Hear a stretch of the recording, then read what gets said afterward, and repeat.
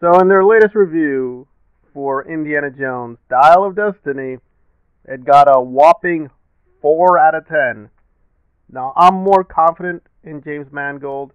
I intend to see the film and give it a chance. I highly doubt it's going to be a 4 out of 10. But let's suppose it is a 4 out of 10. Let's suppose IGN is just being very critical. I mean, they gave Fast X a 5 out of 10. So it's like, oh, okay, well, maybe they're just being harsh. Maybe they're just very critical. They're keeping up standards. No, no, no, no, no. And it is bad. It is real bad. So I went back to their review of Avengers Endgame. You know what Endgame got? You know what Endgame got as a score? It got 9.5. 9.5. So to IGN, it is just a half point away from being the most perfect film of all time. That's what they seriously did. They gave that a 9.5.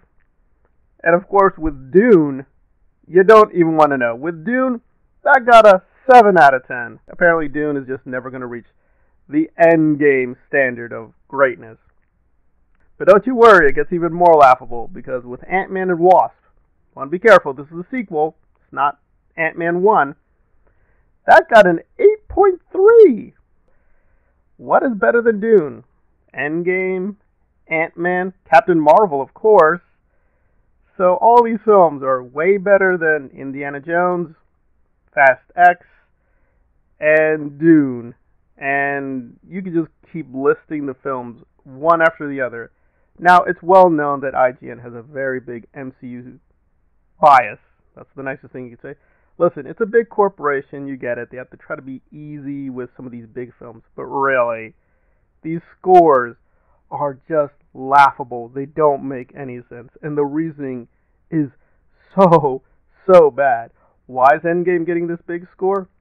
Guys, we just spend so much time with the MCU. We're getting back our favorite characters. We're spending moments. Oh my God, it's just the film of a generation. You're like, okay, and why is Dial of Destiny bad? Dial of Destiny is bad because it's really dark and murky. Okay, that's it? So you couldn't see stuff in a couple scenes and therefore a really bad movie. That's about it. And I'm not even going to go back to their Dune review. That was an embarrassment. It was just so childish. And again, you can be critical. You can criticize Dune. You can criticize Denis. But really, Dune needs a lot of work. I mean, part 1, really, where is it going to go? I mean, some good stuff that I'm a little skeptical. Endgame is just near perfect, guys.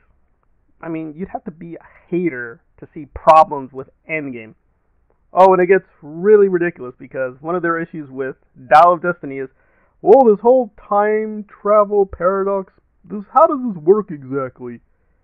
But Endgame, which features that thing very prominently, apparently they resolved all those issues. So there's no paradoxes in Endgame with its time travel plot.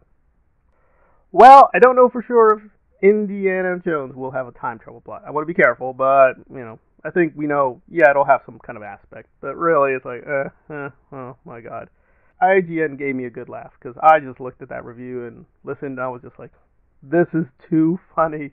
This is too ridiculous. Like, these scores don't add up. They're just, like, really all over the place. But I will give them this. With the Zack Snyder cut, they did give that a decent 8 out of 10. Now, I would give it an actual 9 out of 10. I think that actually does deserve a legit 9 out of 10. But really, even Zack Snyder, the Snyder Cut, yeah, I put a lot of effort into it, but it's just no Endgame. Apparently, very few films will ever meet the Endgame standard for IGN. And there we are.